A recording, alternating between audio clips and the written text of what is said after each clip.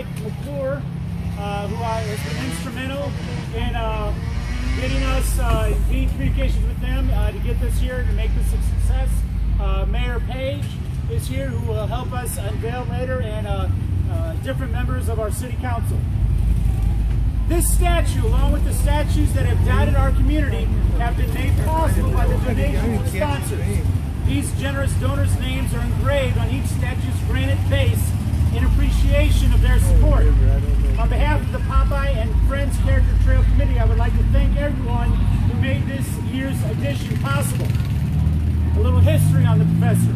Mr. Elzie Chrysler Segar, creator of Popeye and his popular Thimble Theater comic strip, also produced a spin-off cartoon which involved the adventures of John and Myrtle Sappo.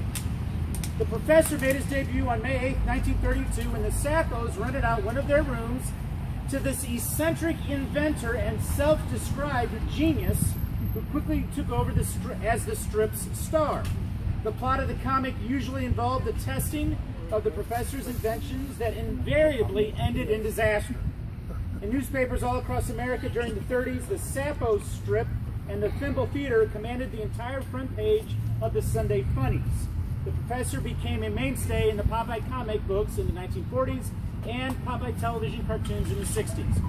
I'm happy to be a part of this special occasion today as we unveil the new statue of OG Watasnozzle. We're honored that the high school was selected as the location for this new statue. OG Watasnozzle will add an element of fun as students, families, and guests are welcomed into our school every day. But not only will the whimsical character be a friendly greeter to our school, OG Watasnozzle will represent the special and unique qualities Popeye fosters within our community. While some may wonder what great qualities and aspects about Popeye and his crew of characters might inspire students who walk through the doors of Chester High School, I brought a little brown bag of props to show and tell you. First, I have an anchor. While we all know Popeye was a sailorman who journeyed all over the sea, here at CHS, we work hard every day to prepare our students for their journey once they leave the halls of Chester High School. We're committed to providing our students with a well-rounded education and the skills to become successful employees, leaders, and citizens. To me, this anchor also represents the strong foundation and firm source for our students to hang on to long after they graduate. I couldn't find an anchor in enough time, so I apologize. So I went to the Schnucks this morning, and I brought something I didn't believe they would have. Now I've brought a can of spinach. Everyone knows that spinach was the source of Popeye's undeniable strength and his indestructibility. At the high school, we're focused on teaching skills beyond just the textbooks. And one we're particularly focused on is perseverance. Our goal is to help students who are equipped to keep working hard and keep going during setbacks and difficult situations.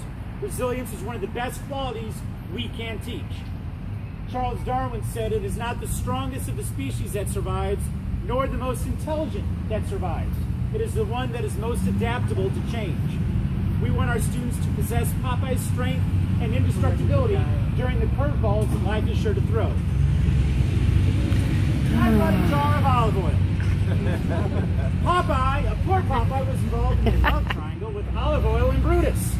Popeye displayed an almost saintly perseverance in overcoming obstacles to please his love interest Olive, who often renounced Popeye for Brutus. Somehow Popeye was capable of coming up with solutions to obstacles to win Olive's affection or to solve other problems. At CHS, we're committed to building problem solvers and critical thinkers. And finally, I go to Walmart to get this one.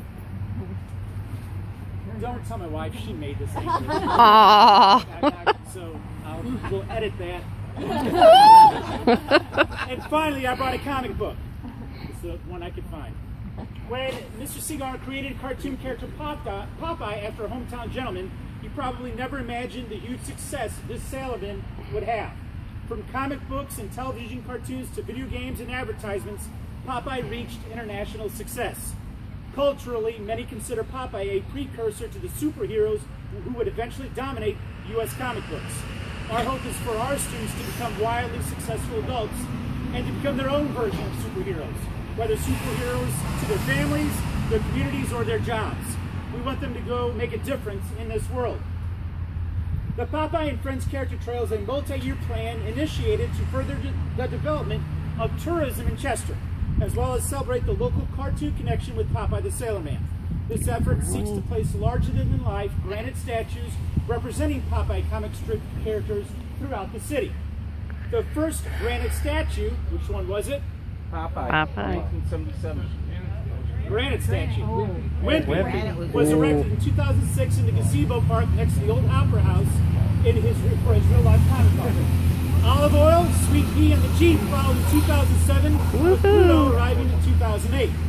Castor Oil and Bernice the Wiffle Hen took residence on the Royal Hospital lawn in 2009. In 2010, it was the evil Sea Hag and her pet vulture Bernard. In 2011, Olive Oil's father, Coal Oil, took his place in front of the Chester Public Library. Then in 2012, Alice Lagoon and her child were erected. Finally, last year, Poop Deck Pappy navigated his way to the Cohen Recreational Complex and guards a crate full of spinach for his son Popeye. Before we unveil our statue, I had asked a member of our high school students, or our high school's student council, to say a few words.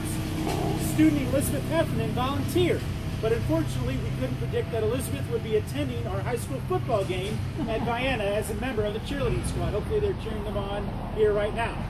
Regardless, I wanted to share the words she composed for today's ceremony. This is Elizabeth. It is our honor and pleasure to be chosen as the site of this year's addition to the popular Popeye and Friends Character Trail. Thank you to all the generous donors who made this possible, and to the Character Trail Committee for allowing us to be home of this year's statue. Don't worry, last page. Despite being famous for his experiments going awry, Professor Watasnozzle never gave up. Each failed experiment only grew new ideas and blossomed his passion for science further. We at Chester High School can ask nothing more from our students than to replicate that very devotion in their own studies, and they do just that. Success is outlined in a number of failures.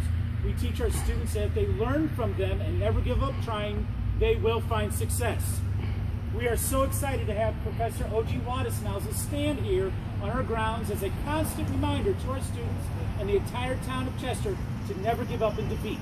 That's Elizabeth. So thank you to Elizabeth. And Ferguson. So without further delay, I would like to ask Mayor Tom Page, Mr. Mike Leckley, Mrs. Nancy Eggemeyer, and Mrs. Donna Clendenin to step forward to assist with the unveiling. And rest. Yes, please do. At this time, go ahead and move towards the front.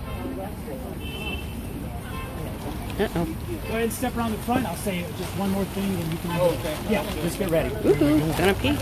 We're just going here. Oops, sorry. You probably want to stand on the other side. Tell me when everyone's ready.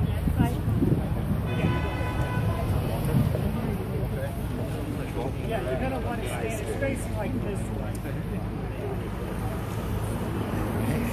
So everyone's ready. All right.